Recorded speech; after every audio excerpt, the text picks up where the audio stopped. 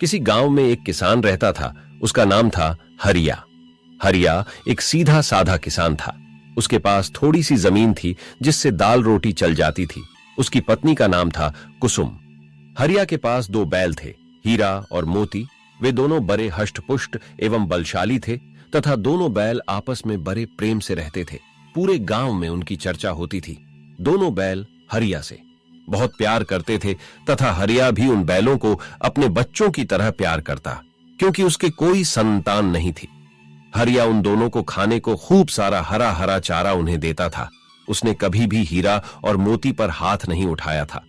हीरा की पत्नी कुसुम भी उन्हें बड़ा प्यार करती थी।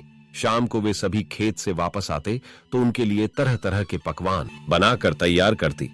सुबह सुबह हरिया दोनों को खेत पर ले जाता, जहां दोनों बैल खूब मेहनत से खेत की जुताई करते और जब थक जाते तो वहीं नलकूप पर पानी पीकर पेड्डी डीच की छांव में बैठ जाते। तब तक हरिया भी अपनी थकान मिटा लेता था।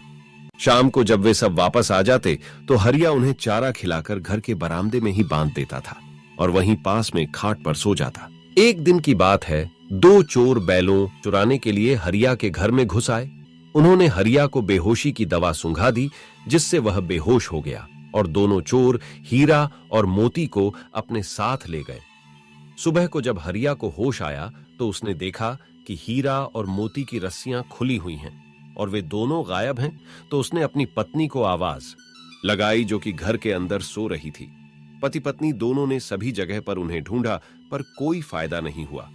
दोनों बैलों के चोरी हो जाने से हरिया और उसकी पत्नी दोनों बहुत दुखी हुए और उन्हें याद करके रोने लगे। उधर जब चोर हीरा और मोती को लेकर जा रहे थे तो दोनों ने उन चोरों को खूब छकाया। कभी हीरा एक ओर भागता तो कभी मोती दूसरी ओर।